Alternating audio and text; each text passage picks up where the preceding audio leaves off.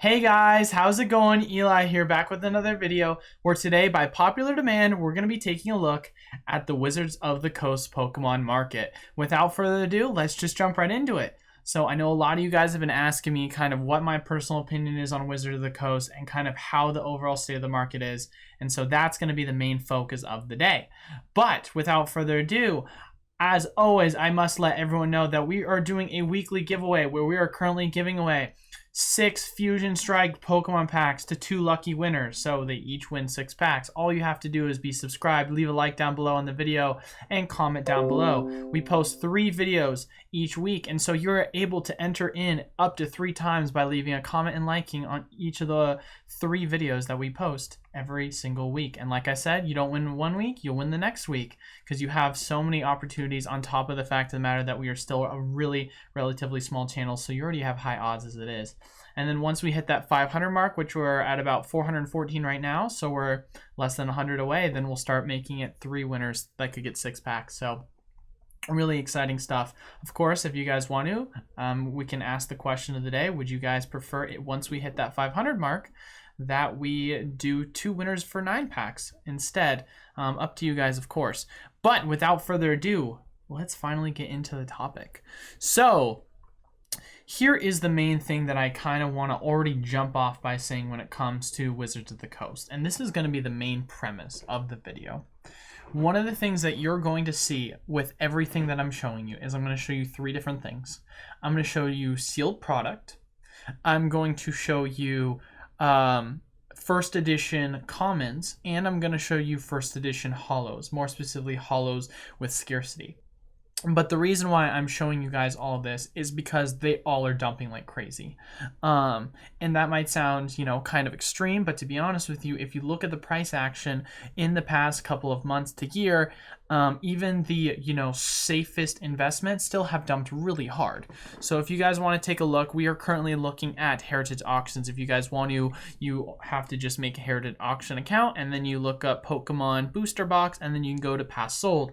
It's a really good database for a lot of sealed product when it comes to looking at auctions. So as you guys can see, back in January 14th of 2021, we saw at the start of the year, we had a first edition base set sealed booster box sell for upwards of $400,000. Crazy, right? Well, guess what? Literally less than, a month ago, we had our most recent sale where we had one sell for $312,000. Now that's about $100,000 drop almost. So for those people that are saying, oh, you can still invest in seal and it's not going to drop, you're going to be 100% fine, wrong. It's just wrong. Obviously, like I've mentioned to you guys before, seal is obviously a safer investment long term because it is a deflationary asset. But as far as it goes, that doesn't mean that you're not going to absolutely get burnt by the fact of the matter that it's still going to go down in price. And now, of course, a lot of people will say, well, oh, Eli, the condition of the booster box is what matters. But I don't know about you guys. This booster box looks wrecked. This one sold not that long ago for $384. Just saying, that's a wrecked booster box and it sold for that much. And this one is a pristine booster box, has a little bit of crinkling, but that's kind of it. And that one sold for $312. So as much as people like to make the excuse of the crinkling and the uncrinkling, people are not going to matter because when it's a booster box that rare, they're going to want that booster box regardless. And as you can see, this was a good conditioned booster box that still sold for a whopping $100,000 less than it did less than a year at the start of this year. So that's something that I think is very important. And this goes across the board too, guys. I mean, we can keep going. Neo Genesis, right? So we had back in July, we had the Neo Genesis booster box selling for around $33,000, right? Crazy, crazy high. You're like, that's insane. $31,000 back in July as well. That's awesome. It was selling for a fat amount. Boom, November 6th, $22,800. I mean, if someone wants to do the math, we can pull up a calculator and we can take a look and say to ourselves, okay, Eli, 22,000 divided by 33,800 equals a grand total of a 35% drop. I think I did that wrong. There's an extra 800, but you get the point. It's around a 35% drop, and this is a sealed product. So the fact of the matter that this still took an absolute dive should show you once again that sealed is still going down. Now, like I'd mentioned before as well, we're looking specifically at the Wizards of the Coast era. Wizards of the Coast has been hit probably one of the hardest, and that's because there once again was that kind of misrepresentation that there was still a very scarce amount. Now, granted, there is a scarce amount in the grand scheme of things, but as far as it goes, there is more out in existence that is being shown compared to the overall demand, which has caused the prices to really start to plummet very recently. And I mean, heck guys, we even had this one also sell recently for 20,400. I mean, guys, you want to do the math? Oh wait, what's this? 19,800? Guys, let's do some more math that everyone I know is going to absolutely love, because this is not going to be any prettier. 19,800, we're going to go 33,000. That is a 40% drop, add an extra 5% to that. Guys, when I told everyone that, you know, sealed product was dropping 30 to 50% and it wasn't safe, I was not kidding. This stuff is dropping. And what's even crazier about this, guys, is I mean, it's nothing safe. Guess what? Pokemon First Edition Jungle sold for $26,000. Who wants to take a look on eBay and see what First Edition Jungle is going for? Who wants to see? Let's take a look, guys. Jungle First Edition Booster Box. Because I'm going to tell you right now, it's probably not pretty. Just saying. Oh, what's that? $13,000? Oh, I'm sorry. That's a Dutch. That's a Dutch. We're going to ignore that. We're still going to go to sealed items regardless. We're going to take a look at some of the sold items. Ignore this. This is probably a scam bid. There's no way it sold for that less. $8,000.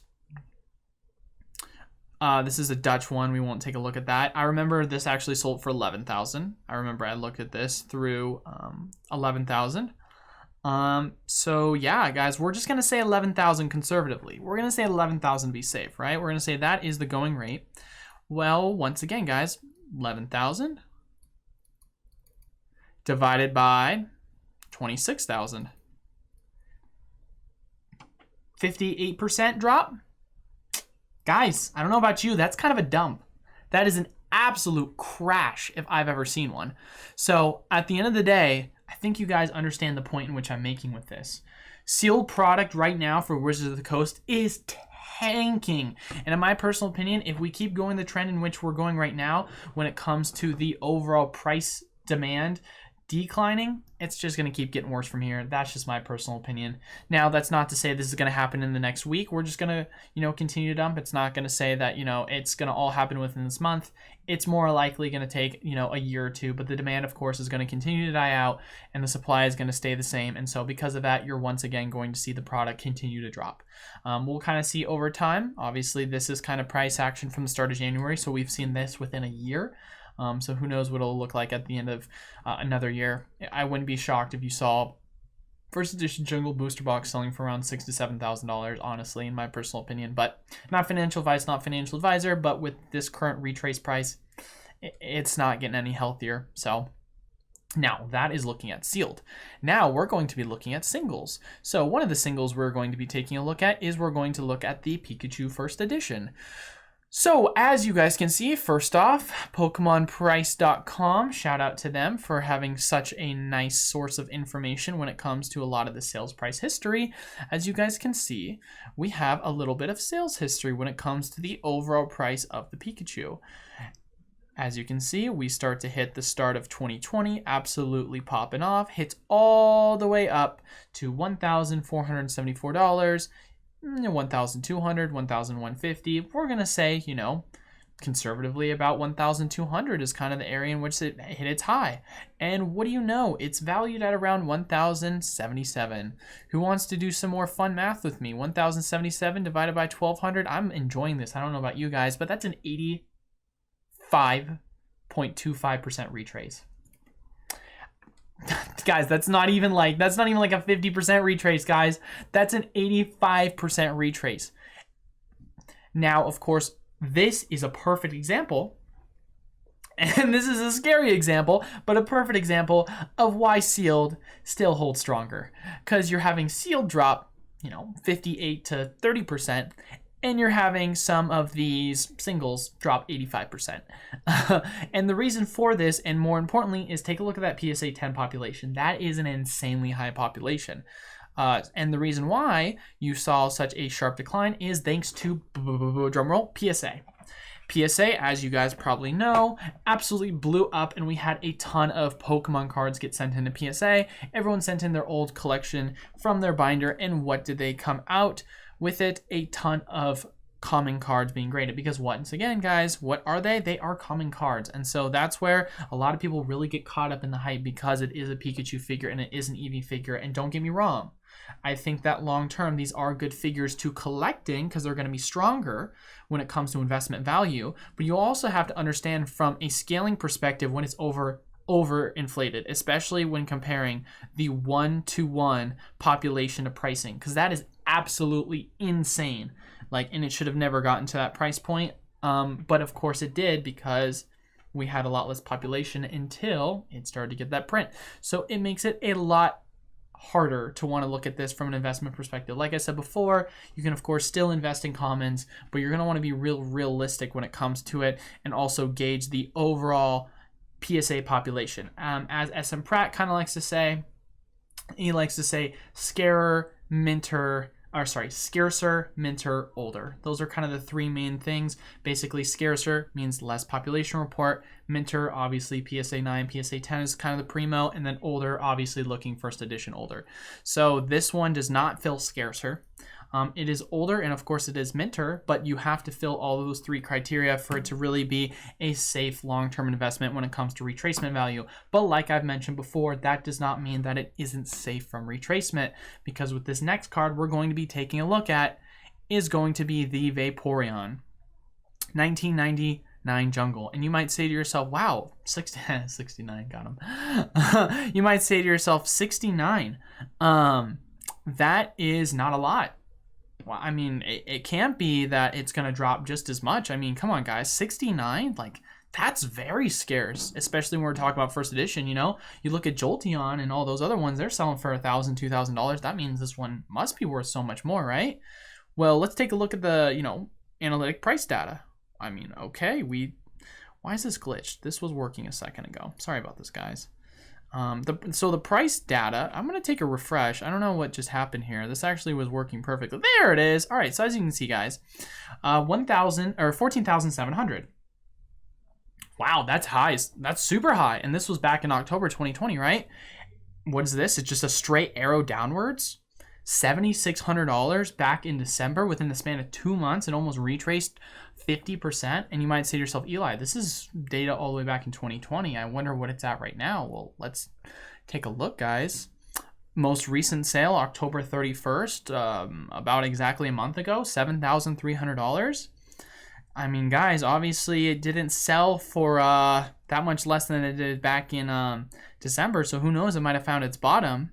But regardless of the fact of the matter, if you want to make the argument, did it find its bottom or not, that is still, let's do some math, guys. Drum roll, 14,700, 7301 divided by 14,700. That is a grand total of a 51.4% retrace, or 50.4% retrace. So that's a 50% retrace, guys. I mean, come on, man. This is still a holo, and it's still a scarce holo. So it's everyone is under the assumption that, once again, just because it's scarcer doesn't mean that it's going to be overall protected from demand decrease. Like I said, obviously, because it is scarcer, it's going to be more or less protected. But at the end of the day, it is still not going to be protected from the fact of the matter is when there's less buyers and there's more supply, then you're going to then, of course, have a competition where price has to continue to go down until you get more buyers in the market, because they deem the price to be more fit. Because if you have 100 buyers that are like, I want to buy this card for, let's say, $800, right? And let's say, just hypothetically speaking, there's 1,000 of these, right? Well, they're going to want to say to themselves, oh my God, there's 1,000 of these and you have 100 buyers. Well, that's so much product, and they're all going to be competing one after another. Try and beat their competitor, try and beat their competitor, try and beat their competitor. And so the less population you have, then the less people that possibly have that card of yours that they can compete against you and go down the scale more. And so when it comes to the overall context, regardless of the fact that there's 69, let's use this example now that we know, let's say there's a tenth of it on the market, right? Let's say there's about 6 of them or 7 of them, even if you want to, right? Well, let's say now the sheer volume of buyers went from, let's say hypothetically 1,000 and it went all the way down to 500, right?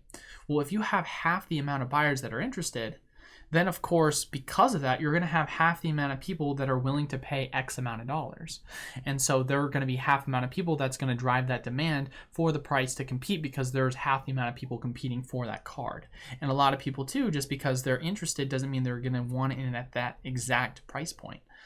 So it's one of these things where it's very important to understand these kind of things when it comes to overall market demand and supply. Obviously, this is one of the things we've kind of talked a lot about in the overall Pokemon market. So, it's one of these things that I just keep continuously preaching about and I keep talking about overall, all in all. But at the end of the day, I mean, guys, we know, once again, looking at this, supply and demand is kind of your main key factor. So, as far as it goes, guys, looking at Wizards of the Coast Holo, low population, 69. Wizards of the Coast Common, high population, 1,360. Wizards of the Coast Booster Box, first edition. As we just saw, the low percentage is 30% loss so far within the overall retrace from its all-time high, and the high percentage is 85%. So at the end of the day, although I say this many times, and I'll continue to say it again, 35% or 30% is going to be your safe for sealed in this current bubble. And 85% is going to be your highest point of risk. And so that's kind of looking and gauging at that scale. And so here's the thing, guys. This is something to take into consideration as well when understanding when's the right time to buy, because this is important. I know there's going to be a lot of you guys asking, Eli, it's retraced so much. Does that mean now's the time to buy? Is it time for me to hop in the market? Well, this is something I actually was talking about someone earlier today. They were interested in buying a card and they were asking me questions about it. They said, Eli, do you think it's worth it for me to buy this card right now? Do you think that it's a fair market value, or do you think it's going to go up or down, right? And it was one of those things where I told him, I said, here's the deal, man. It depends on the perspective you're looking from. If you're looking from the perspective of a collector, then you have to look at it from the fair market value that it's going for right now, right? Let's say that a card is going for about $500 in the market and you get it for $450, right? And the average price is $500. You got it below market value. You got it at a good market value price, right? However, if you're saying to yourself, I believe that in the next year, the price could potentially go down further, and it ends up dropping to $350, well, guess what? You bought it for $450. You're now down underwater $100. So you got to ask yourself, as a collector, are you willing to say, okay, I bought it at this current market value because it's one of these things where it's worth it for me because I still got a good deal and I'm looking at holding on it long term, whether it be from just I like to collect or whether it be from a long-term investing perspective? Or is it one of these cards where you're like, I got a good deal on it, I want to kind of make a flip? Like, you have to understand your overall intentions and what you're doing with the card for me to really give an analysis on whether or not I think it's a good time to buy. Not to mention, from the fact of the matter is, I'm not a financial advisor and I don't want you guys, to ultimately say, oh, Eli's doing this, therefore I myself am going to do this. Like, if you guys want to mimic my movement in the market and kind of my own personal opinions, that's one thing, and kind of reading into what I say. But at the end of the day, you guys need to make your own informed decisions from what you hear from me and other informative people in this market, and just ultimately it's up to you at the end of the day, In my personal opinion, I definitely think that there are certain areas in the market where there is opportunity to buy, especially considering how much the prices have retraced. And as well as, in my honest opinion, I think that there's a lot of possibility for room for continued downside, especially within the next year or two, if this demand starts to drive. Because, guys, as we've kind of seen with the sealed market, as we've kind of sealed with the ultra modern market, a lot of prices have started to get reprint and started to dump. And the demand in and of itself should, in theory, start to eat this stuff up within the next couple weeks. And if it doesn't, and you don't see that gradual turnaround in price within the next couple weeks to a month or 2 months, if the price don't stabilize and it just kind of sits flat, then you know the demand's really started to die out. And so you best believe that Wizards of the Coast is just going to keep going down, because there's just going to keep being more cards coming back from PSA to drive down the prices. And you guys want to hear something even more fun? And this is something that is actually very, very important. So for those people that don't know, it looks as if PSA has announced that they're going to be bringing back their regular prices. Now, not bulk prices, but if we want to take a look and see, PSA return. Let me see. PSA grading service is coming back. We can take a look and see, where did I see this? I did see this. But as far as it goes, there was an article that I was reading the other day. I wish I could find that article. But basically what ended up happening was I read an article that said that PSA is going to be bringing back its grading service. They said actually sometime within the next week or two. So if I'm correct, they're going to be bringing back their regular $20 service. I could be wrong. I mean, who knows? They're probably going to up the price to $25, $30. And then from what I've heard as well, PSA is also going to be doing it to where there's going to be a certain limit to the amount you can send in, just so that they can kind of scale back into it. Regardless of the fact of the matter, guys, PSA has been closed forever to try and catch up on things. Guess what? This is where we're going to see if the demand is really going to kick in for PSA, because if it is, single prices are just going to keep going down as more and more floods into the market. And you best be believing there's probably a lot of people that are in this market that have been just patiently waiting for PSA to open up, and they're just going to start throwing their cards at the wall, hoping that some of them stick with good grades. And so you best be understanding that single prices specifically are not going to be as forgiven when it comes to adding more into this market. So at the end of the day, like I said, sealed is still going to be your safest bet, but that doesn't mean that sealed is going to be safe at the end of the day. So you got to be able to scale a lot of these things, and you got to be able to say to yourself, you know, how is the overall demand looking in the market, you know? And obviously, you know, I like to take a look at Google Trends, because Google Trends is something that's personally been a very good gauge when it comes to the overall card market. You know, we look at Pokemon cards and the overall keyword terms. That is hilariously wrong. Pokemon cards. Take a look, see what Pokemon cards are doing. Once again, we obviously took a look at this not that long ago. Let's take the past 5 years. Oh, wait, no, is the past 5 years or 2004 to present? I mean, as far as it goes, Pokemon cards in and of themselves, guys, it's still started to go down. And here we can actually look at, let's take away the, let's just make a regular E, because I have a feeling most people are going to be searching this term. There we go. There it is, guys. Keyword search is Pokemon card. This is more like it. Look at this absolute dump. Not changed whatsoever. Not changed one bit. Oh, look, you saw a little bit of a pre-even demand. You know, it went up, but guess what, guys? It's still going down. It's making lower lows, continuing to drive lower in overall demand. Now, obviously, this is more or less, you know, kind of a, in my personal opinion, a gauge on the overall interest, but it's not definitive, you know. There's probably other sources of information that we can kind of see when it comes to overall demand. But it's still something I think that's good to take a look at, because of the fact of the matter that the market in and of itself is having a lot less buying power, because a lot of people have, you know, gone back to everyday life and don't have stimulus checks and are spending time with family more and not collecting, and et cetera, et cetera, et cetera. So many different variables. But once again, at the end of the day, guys, like I said before, we took a look at those three things. Understand your risk and understand that nothing is safe, especially when we are currently in a market where things have dropped 30 to 85%, depending upon which kind of Wizards of the Coast era product you invested in.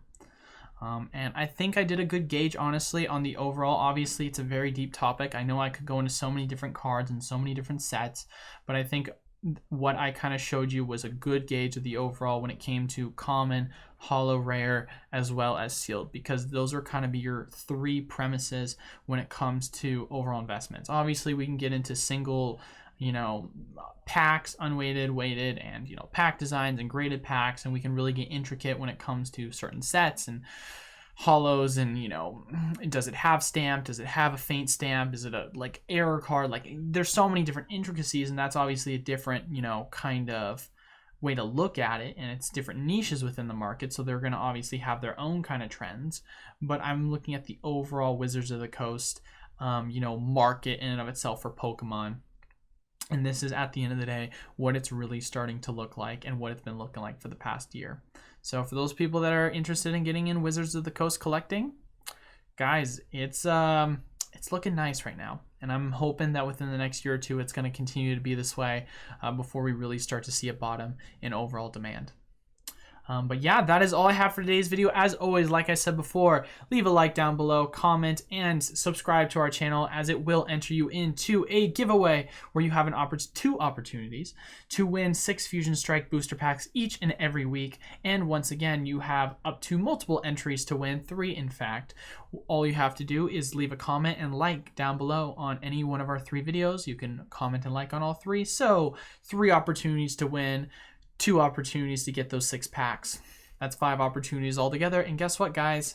There's not a ton of us currently at the channel. I'm not even at 500 subscribers. So the overall odds, especially when you see the amount of commenters, it's pretty high that you're going to get a chance of winning something. And once we hit that 500 mark for subscribers, guys, we're going to start giving out even more packs.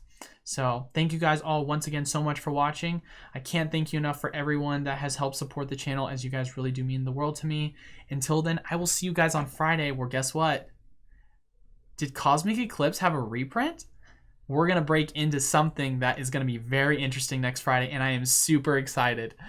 See you guys next Friday. Peace.